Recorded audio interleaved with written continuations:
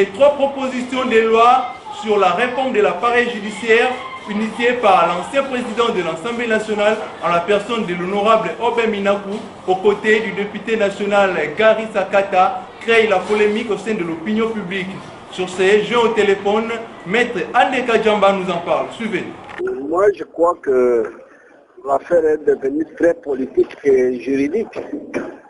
Ce sont des propositions de loi qui doivent être débattues. D'abord en Assemblée nationale, si une fois adopté, il y a toute une longue procédure. Et le président de la République a aussi un mot à dire dans ces propositions de loi. Donc c'est la ligne où on amène le pays maintenant, les gens dans la rue, par-ci, par-là, ça devient vraiment politisé que les débats de droit commencent à sortir. Si vous regardez bien ces propositions de loi, il est tout à fait normal et indiqué que dans la séparation des pouvoirs, les pouvoirs doivent aussi collaborer. Il n'y a aucun pouvoir qui doit être resté isolé ou qui doit rester isolé. Parce qu'on a essayé avec ce système de séparation rigide de pouvoir, on a trouvé beaucoup de blocages. C'est ainsi qu'on a assoupli avec les mécanismes de collaboration. Donc, le pouvoir d'injonction est un pouvoir naturel qui a toujours été reconnu au ministre qui s'apporte la justice vis-à-vis du magistrat du parquet seulement, pas du juge. Alors, moi, je ne vois pas d'inconvénient lorsque on veut remettre ce pouvoir d'injonction du ministre vis-à-vis des autorités du parquet. Je ne vois pas d'inconvénient, à moins qu'on politise l'affaire. Maître, est-ce que ceci n'est pas un conflit avant la lettre? Parce que est-ce que les juristes ou les cours et tribunaux qui font partie des institutions de la République en dehors du Parlement, est-ce que ceci n'est pas un conflit qui s'annonce déjà? C'est ce que j'ai dit. L'affaire commence à être politisée.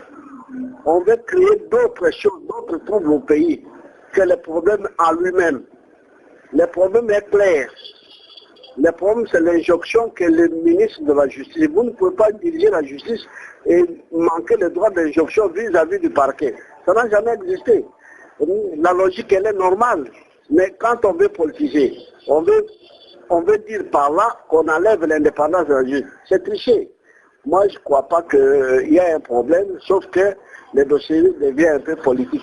Et estimant même que cette institution n'est pas composée en majorité ou totalement par les personnes de leur choix.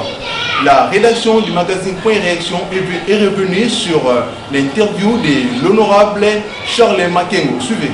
Les députés, dans la loi, il doit y avoir des critères. Parmi les critères, d'abord, il faut être premier de votre groupe, de votre parti ou de votre mouvement politique. C'est quand tu es premier que tu peux espérer être député. Deuxièmement, il faut que votre parti ou le mouvement politique puisse atteindre les seuils.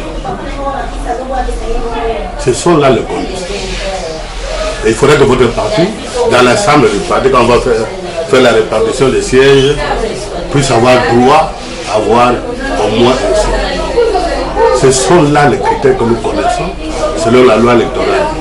Mais aujourd'hui, nous avons des députés qui ne sont même pas premiers sur leur liste.